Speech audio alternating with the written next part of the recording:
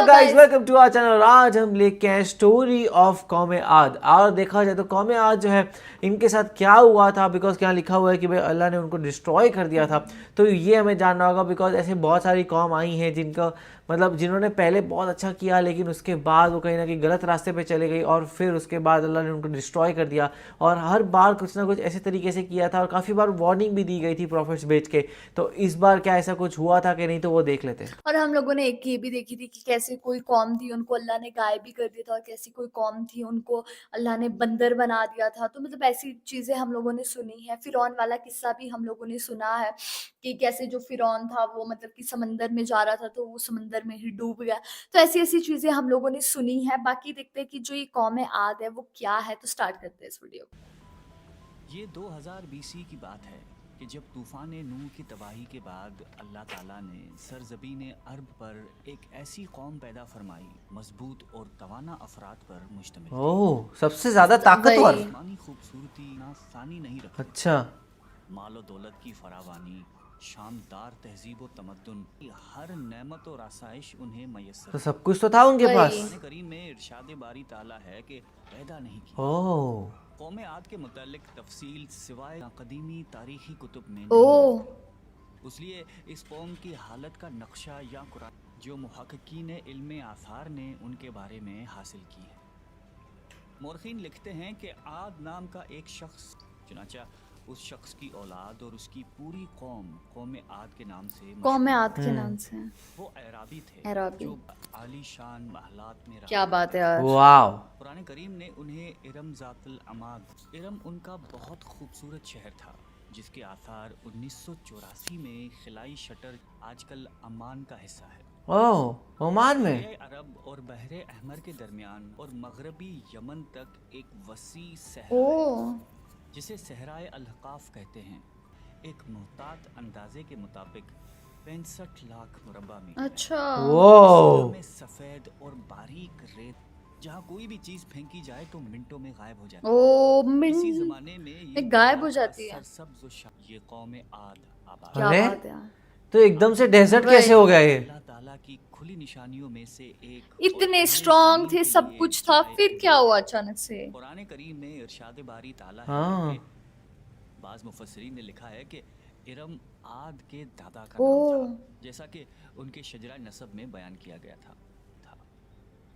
हालिया दौर में एक शहर के जो ज़ेरे ज़मीन आसार दरियाफ्त हुए हैं, उनसे पता चलता है कि उस शहर के फसील पर 30 सुतून या मीनार बनाए गए जो उस कौम का बहुत बड़ा बादशाह अच्छा। था। वो।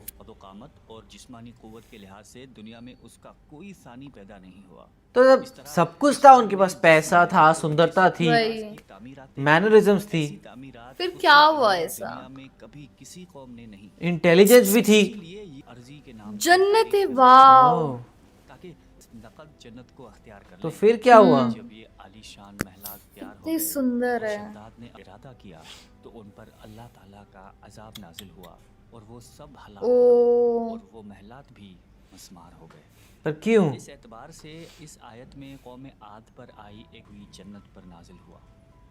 एक और रिवायत के मुताबिक आद के बेटे शद्दाद ने जब जन्नत के तो उसने ज़मीन पर ऐसी ही जन्नत बनाने का इरादा अच्छा। किया और अदन के किसी सहरा में तामीर की शबो रोज़ की मेहनत के बाद दुनिया में एक खूबसूरत जन्नत बना दी। 300। 300 बरस। शानदार महलात भी थे और नहरें और आबशार भी। वाह। शद्दाद की उम्र 900 साल हो चुकी 900 थी। साल। एक दिन उसने कौम अपने लोगों के साथ जन्नत की जानिब रवाना हुआ।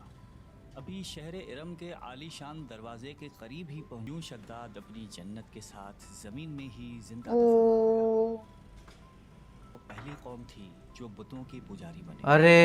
मोहम्मद जलालुद्दीन स्योती अपनी गायती जोरावर और बहादुर कौम थी। वाह यार। वो सब बुत परस्त थे।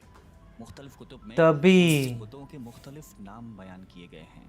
कुछ ने बुतों के नाम सदा, समूद और हिरा बताए अच्छा। हैं। मौरखीन की राय के मुताबिक कुफ्र और शिर्क के समंदर में गर्क कौम आद की बदअमालियाँ जब अपनी इंतहा को पहुँच गईं तो अल्लाह ताला ने उन्हीं के कौम के एक नेक और साले बंदे को उन पर पैगंबर बनाकर मबूस फरमाया। खूबसूरत और वजी शख्स थे। ओ भाई। हज़रत हूद अलैहिस्सलाम ने उनसे कहा कि भाइयों, एक अल्लाह ही की इबादत करो, उसके सिवा कोई कोई तुम्हारा माबूद वही नहीं। यहाँ भी प्रॉफिट आया था उनको बताने के वही लिए। बट ये तुम माने हमें नहीं। अहमक नजर आते हो और हमारी नज़र में तुम झूठे हो।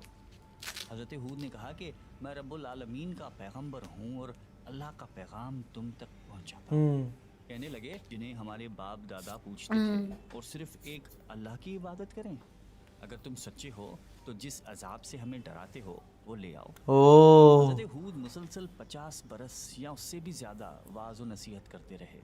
कभी उन्हें अल्लाह की अता करदा नेमतें याद दिलाते तो कभी अजाब इलाही से वही डराते, कभी तूफ़ान नूह की होल नमंड था। इरशाद बारी ताला है कि कौम आद नाहक मुल्क में गुरूर करने लगी और कहने लगी कि हमसे बढ़कर कुव्वत में कौन है। अरे जब घमंड आ जाए फिर तो वही कुछ तब नहीं। कुछ नहीं होता। अमान से लेकर यमन तक एक तवील इलाके में उनकी बस्तियां थीं। सरसब्ज शादाब खेत और खलियान, बोले फलों फूलों से लुदे हुए बागान, सब कुछ था। मीठे पानी की बलकतों ने उन्हें शदीद घमंड में मुब्तला कर रखा था। हज़रत हूद इनका अलैहिस्सलाम ने घमंड अपनी ने इनको कौम को तोड़ा है राह रास्त बेसिकली। पर लाने के लिए बड़ी जदोजहद की, लेकिन कौम आद आपको जादूगर और सहरज़दा शख्स ख्याल करते थे अरे कि जिन्हें उनके पत्थर के बातिल खुदाओं ने दीवाना बना दिया था। कहा है अब तू मेरी वही मदद कर। फरमाया ए नबी, ये थोड़े ही अरसे में अपने किए पर पछताने लगेंगे। कौम आद पर अजाब की इब्तिदा हुई। बादलों के फरिश्ते को हुक्म मिला कि अब बारिश न ओ बरसाई जाए। हो चश्मों के फरिश्तों को हुक्म मिला कि उनके चश्मों और को सुखा आबशारों को दिया खुश्क वही। कर ओ दो। देखते ही देखते शादाबी वीरानी में बदल गई।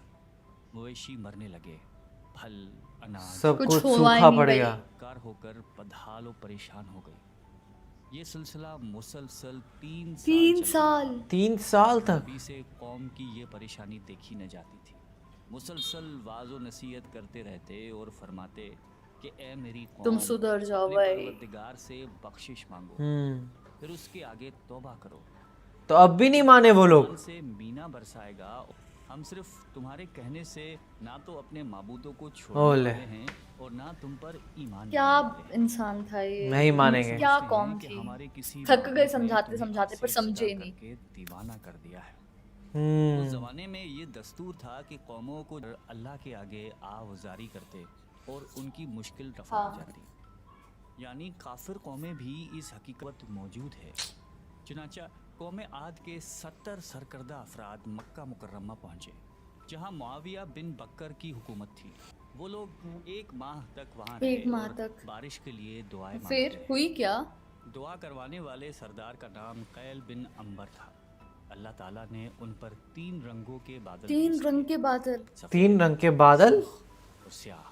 कैल ने स्याह बादल को पसंद कर लिया क्योंकि वो खूब बारिश बरसाने वाला था।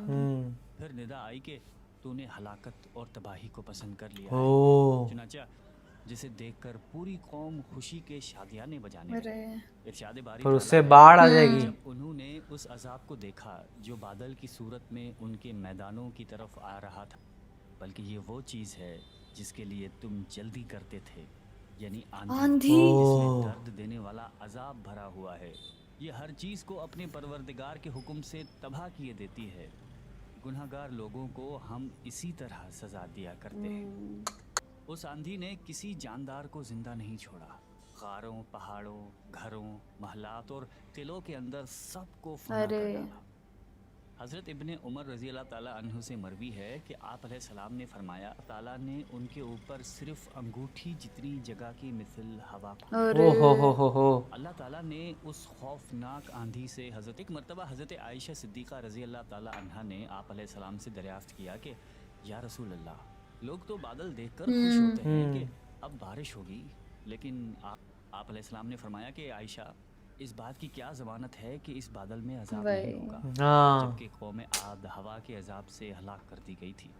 इस कौम ने भी बादल देखकर कहा था कि ये बादल है जो हमें जो बचाएगा। वही बारिश बरसाएगा। फिल्मा उनसे सबक हासिल करे। अल्लाह ने कौम आद को ताकत व क़ुव्वत, माल व दौलत अता फरमाई, लेकिन जब उसने नाफरमानी की तो सब ले वही लिया। उसने नबी की बात क्या मानने बात से है। बार बार इनकार दिया। सीरियसली यार ये वीडियो बहुत ज़्यादा शॉकिंग थी। हम लोगों को पता लगा कि कैसे जो कौम आद थी उसको मतलब कि सज़ा मिली क्योंकि उन्होंने बुत परिस्थिति बेसिकली की है, उन्होंने मूर्तियों की पूजा करी, इसीलिए उनके साथ ये सब कुछ हुआ। और फिर उन्होंने वो हम लोगों को पता लगा कैसे वो उन्होंने जन्नत बनाई, फिर वो उस जन्नत में वो जा ही नहीं सके, अल्लाह ने इतना अज़ाब डाला, जो प्रॉफ़ेट मोहम्मद थे उनको समझाते रह गए। मतलब प्रॉफ़ेट मोहम्मद नहीं, बेसिकली उनको भी कोई प्रॉफ़ेट मिला था, वो उनको समझाते रह गए कि तुम ये मत करो, मत करो, स्टिल उनको वो चीज़ समझ नहीं आई कभी भी। और वो चीज़ वो करते रहे, और फिर लास्ट में मतलब कि वो उस तूफ़ान के साथ उड़ ही गए, और वो मतलब कि 3 साल तक बिल्कुल सूखा था, झरना उनका सूख गया था, बारिश हो नहीं रही थी, और उन्होंने इतनी प्रे करी, स्टिल उनको कुछ भी नहीं मिला, और लास्ट में वो पूरी कौम तबाह ही हो गई। तो मतलब कि इससे हम लोगों को पता लगता है कि ये चीज़ जो बताई गई है, वो इसलिए बताई गई है ताकि फ्यूचर में कोई और ऐसे काम ना कर पाए। तो लाइक काफ़ी शॉकिंग वीडियो थी ये, बोल सकते हैं हम। वही, और इसका मेन यही था कि भाई आपको अपनी इंटेलिजेंस पे या आपके पास जो भी एक्स्ट्रा टैलेंट है उसका घमंड नहीं करना चाहिए, और ना कि ये समझना चाहिए कि जो भी सब मिला है वो सब मेरी वजह से ही है, और उसके ऊपर ही आप मतलब कहीं ना कहीं आप दूसरों को कुछ समझे ही ना। और यहाँ पे यही हुआ इन लोगों के साथ, बिकॉज ये लोग, इनके पास वो प्रॉफिट जो थे इतने साल तक उनके साथ रहे और उनको समझाते रहे, पर वो नहीं समझे। एंड फिर जब लास्ट में उन्होंने वापस समझाने की कोशिश की कि भाई अब समझ जाओ, तब भी वो लोग नहीं समझने को रेडी थे, जिसकी वजह से उनको ये सब फेस करना पड़ा। तो आपका इस बारे में क्या कहना, आप हमें कमेंट सेक्शन में ज़रूर बताइएगा। तो इसे लाइक करते जाइए, कमेंट करते जाइए, शेयर करते और जाइए, और सब्सक्राइब करते जाइए। बाय। बाय।